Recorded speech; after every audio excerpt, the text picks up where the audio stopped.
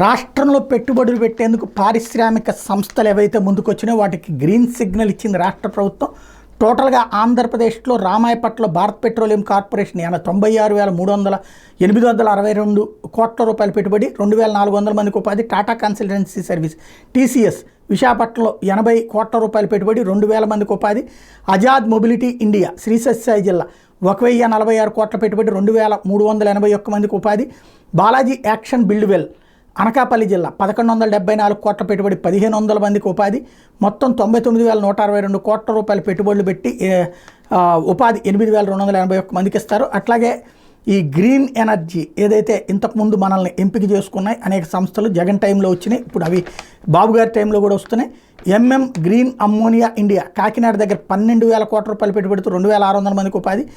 John కాక్రిల్ green కో hydrogen solutions Kakinada 2,000 కోట్ల రూపాయల పెట్టుబడి, 500 మందికి ఉపాధి.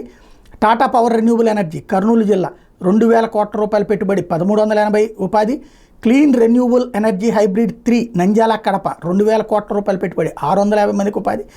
రిలయన్స్ ఇండస్ట్రీస్ రాష్ట్రంలోని వివిధ ప్రాంతాలు 65,000 కోట్ల రూపాయల పెట్టుబడి, 2,50,000 మందికి ఉపాధి. టోటల్గా 83,000 కోట్ల రూపాయల పెట్టుబడి, 2,55,130 మందికి ఉపాధి అవకాశాలు లభిస్తాయి అన్నటువంటిది ప్రభుత్వం అధికారికంగా చెప్పింది.